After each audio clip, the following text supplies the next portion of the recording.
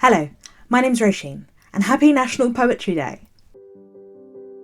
Hello friends! So the day you're watching this, it's actually the 2nd of October, so yesterday was National Poetry Day, but when I'm filming it, it is National Poetry Day, so I thought I would wish you an happy National Poetry Day anyway. So first things first, I'm sorry if this video is a little gloomy. It is an incredibly grey day here today. It's 1 in the afternoon, so it's the lightest it's going to be, so I'm just doing my best. I love poetry. I have always loved poetry since I was very small. I've loved poetry for the way that it can focus in on a very small moment and help us to see the significance of that moment, or to explore something bigger through something so small. I love the way that it can use language and metaphors to explain something that we as humans are not capable of explaining or understanding in a literal way.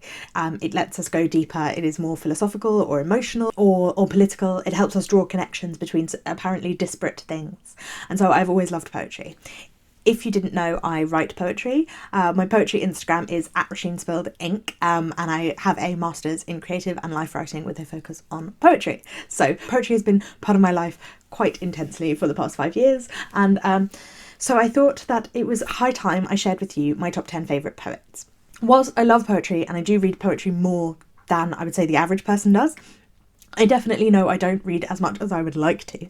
So if you have any poets that you love that I haven't mentioned here that you would like to leave in the comments, then I would love to hear from you, because I'm always wanting to read more poetry. These poets are all going to be pretty famous because, like I said, I don't read as much poetry as I feel like I should or I want to, but they are all ones that I absolutely love and ones that have introduced me to poetry for some reason or another. So the first one on this list is Pablo Neruda.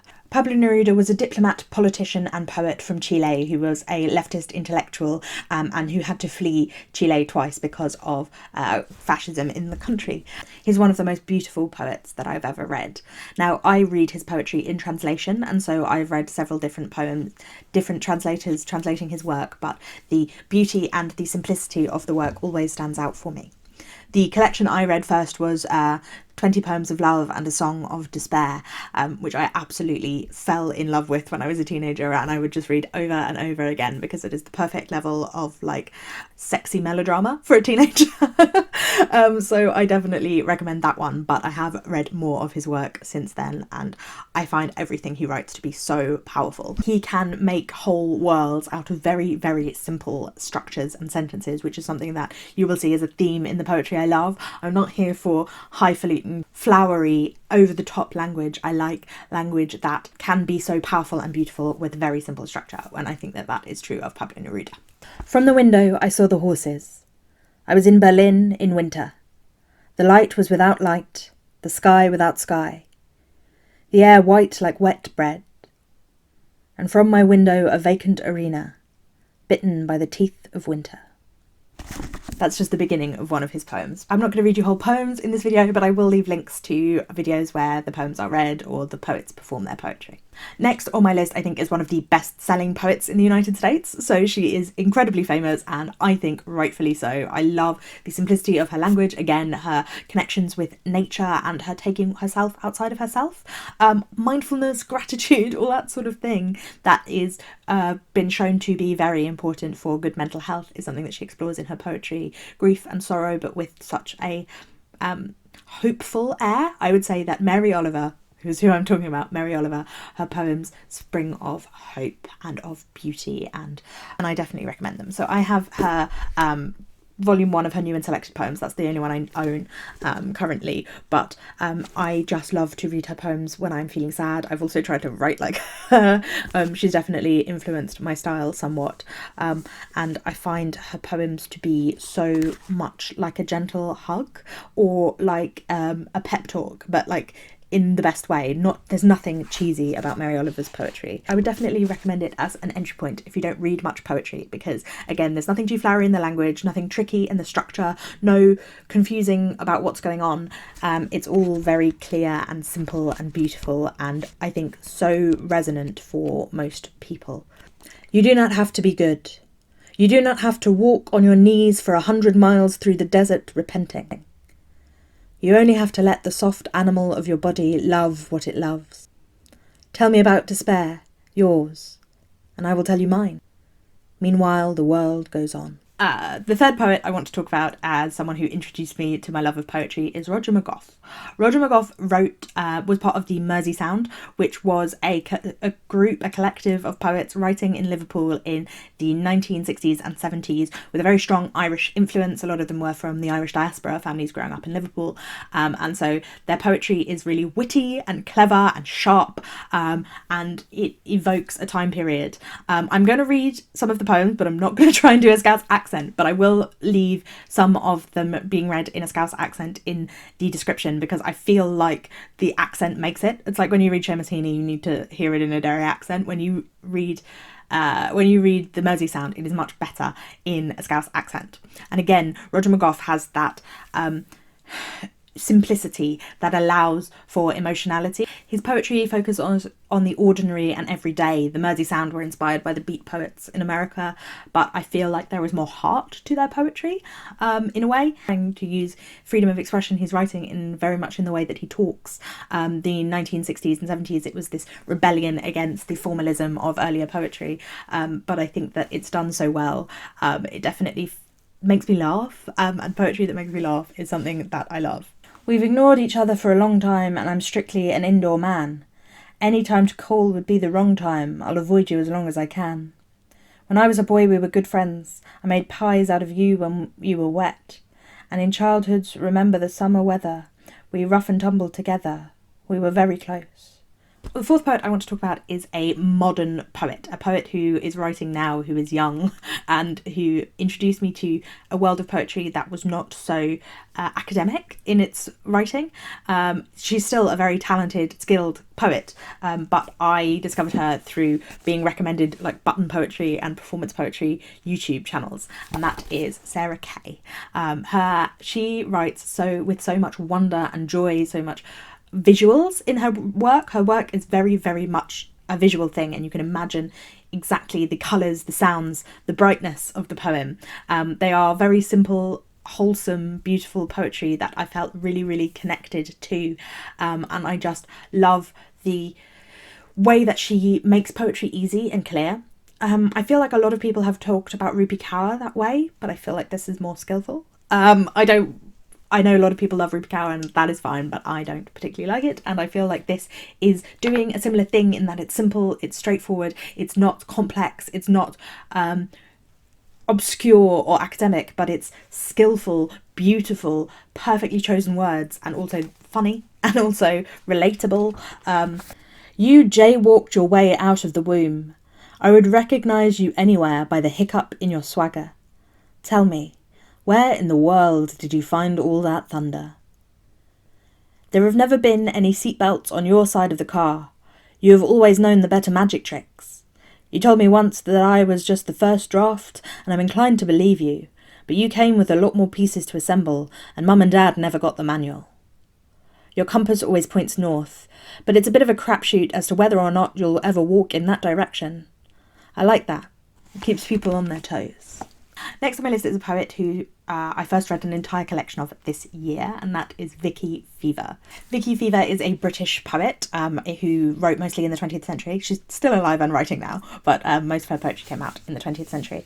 And what I love about her poetry is that I write poetry that is retellings of Greek mythology a lot of the time. Vicky Fever has done something similar where she retells folklore and fairy tales from the perspective of women and examines the sexuality and the violence and the sensuality, the gender ideas that are played out in these folklores and myths. Through the lens of her poetry, she talks about the lives and the experience of being a woman in the world through this perspective. There's a lot of viscerality, a lot of violence, a lot of harshness in her poetry, but in such a beautiful way. It's really visceral, and I feel like it gets inside your body, which is something else that I love in poetry. I love embodied physical poetry, and that is what Vicky Fever writes.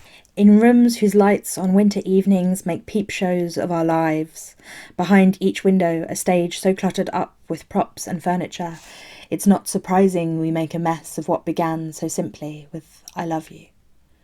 Look at us, some slumped in chairs and hardly ever speaking, and others mouthing the same tired lines to ears that long ago stopped listening. Once we must have dreamed, or something better. Next on my list is Kae Tempest, who is formerly known as Kate Tempest, and so the collection of theirs that I have has Kate Tempest on it, but they are now Kae Tempest, and they are from South London, like me, and are a spoken word performance poet who has written a lot of poetry that is based on Greek mythology, which I absolutely love. It speaks to me a lot that they're from where I'm from, and they write poetry like I write poetry, so I love that. This collection is their first collection of page poetry, so this is about Tithonus, who was transformed from a man into a woman and then back again, and so this plays a lot with gender, and as they've recently come out as non-binary, I think you can see why that theme is important in their work. But what I love most about their work is that because they come from a performance poetry background, they have a lot of rhythm and power, and there's a lot of the sense of the sound of the poem. The poem leads you on through it a lot of the time. There is this continual forward motion, which is something that I think is really powerful, and also the staccatos or the languidness of the poem is also really clear through the words used. Like when you can use word choice to make the poem sound right, I love it, and that is something that they do really, really well. I was so much older then, I'm younger than that now. It roars, precious and hot before time. We played games on the alleyway railing. I was the fat one, good-natured and kind. They were my friends. The world was our plaything. We climbed hills to bury things. We drew maps, pulled our feet from the suck of the quaggy. Rules were if you flinched, they got 2 free slaps. Another non-binary poet that I love and that is incredibly popular on YouTube is Denez Smith. So they have written the collections Don't Call Us Dead and Homie, which have been the most popular of their collections, although I haven't read either of them. I have read their collection Black Movie, and I have watched a lot of their performances on YouTube, and that is where I have come to know and love them from. So I will definitely leave some links in the description because they are an incredibly powerful performance poet. They seat their poetry so clearly in a place, a time, a culture. Their poetry is full of Black joy, but also the struggle, but it is very much seated in that culture, and yet there is a universality to it, which is something that I think is really well done when you can... I am outside of that culture, and it doesn't feel like I am being held by the hand and taken into the culture as a tourist or anything, but that the relevances of humanity that reverberate throughout, regardless of culture, are so strong within it, but also there are those themes of culture. And again, as a performance poet, as a spoken word poet, the rhythms, the sensuality, and I don't mean sensuality in a sexy way, I mean it in a all of your senses. It uses all of your senses kind of way. I love that about their work. I love how there are little references to things, but that everything feels so hyper modern at the same time. So it's not going to run out of time, but that it is so seated in a particular place and time, which I think specificity is really important in poetry. And I think that they do specificity really, really well. I've left Earth in search of darker planets, a solar system revolving too near a black hole.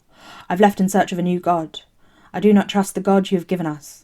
My grandmother's hallelujah is only outdone by the fear she nurses every time the blood-fat summer swallows another child who used to sing in the choir. Take your God back. Though his songs are beautiful, his miracles are inconsistent. I want the fate of Lazarus for Renisha. I want Chucky, Bo, Meech, Trayvon, Sean and Johnilla risen 3 days after their entombing. Their ghosts regifted flesh and blood. Their flesh and blood regifted their children. Denez also writes very, very political poetry, and that's something that I've never been able to do, write political poetry that doesn't seem didactic or polemic.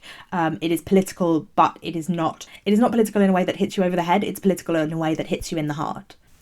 The next poet I want to talk about is Alice Oswald, who is a classicist who writes poetry. So you can see why that appeals to me as someone with a classics degree who writes poetry.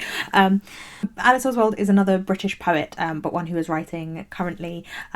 She is the Oxford Professor of Poetry, so she's definitely writing much more academic, strictly page poetry, kind of poetry, as opposed to some of the others that I've talked about.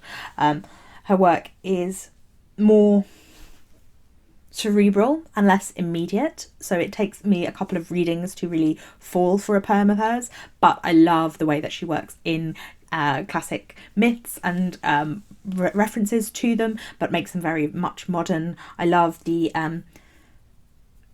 the vulnerability in some of her poetry.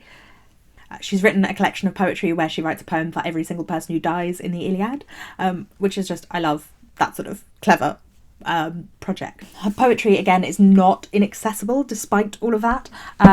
It is helpful to know some of the things, you can get more out of it, but I don't think you need to in order to grasp her poetry. For example, this poem. Good God, what did I dream last night? I dreamt I was the moon. I woke and found myself still asleep. It was like this. My face misted up from inside, and I came and went at will through a little peephole. I had no voice, no mouth, nothing to express my trouble, except my shadows leaning downhill, not quite parallel. Something needs to be said to describe my moonlight, almost frost but softer, almost ash but wholer, made almost of water, which had strictly speaking no feature, but a kind of counterlight. Call it insight. I love the rhythms, I love the subtle rhymes in her work. She is so skilled at the sounds of her poetry. When I read poetry, I can't read poetry in public because I always read poetry out loud.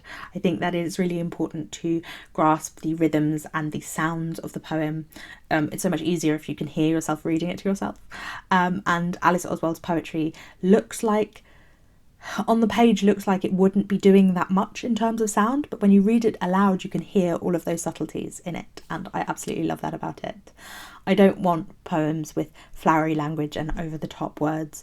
I want poems where you feel that little thrill of the rhyme, you feel that little thrill of the slant rhyme or the rhythm or the repetition, but it's not over the top and out there and outrageous. It's just something, it just does something to you without it being a tip of the hat, this is what I'm doing. And I think that that is something Alice Oswald does really well. Another mid-century poet that I love is Anne Sexton, who is an American poet who was writing in the 40s, 50s, 60s, that sort of time, and is an incredibly popular mid-century poet.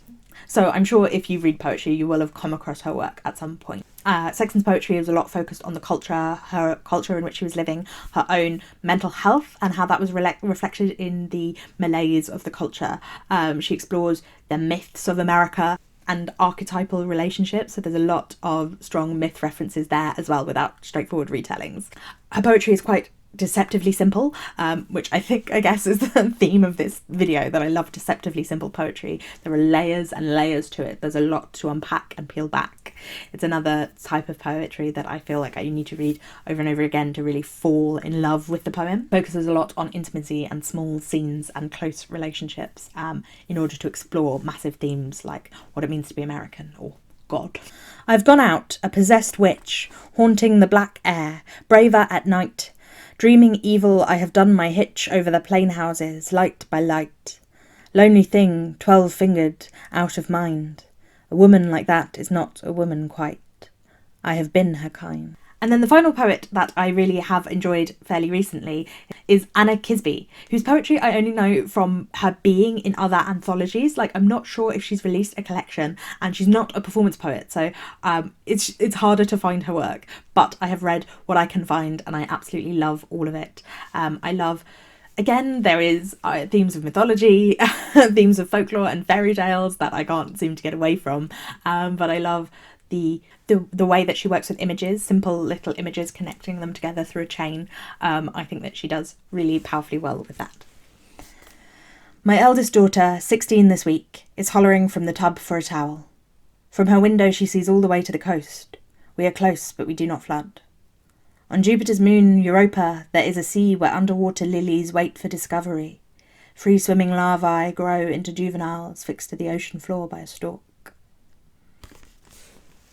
So that is all of the 10 poets that I wanted to talk to you about today. Let me know if you've read any of them before, what your favourite poems, I'll buy them. And again, please let me know your favourite poets in the comments, because I would love to read more new to me poets. Thank you for watching. Please remember to give this video a thumbs up if you liked it, and to subscribe, because I put out new videos mostly every Wednesday, Friday and Sunday. So I will see you again soon. Thank you for watching. Bye bye!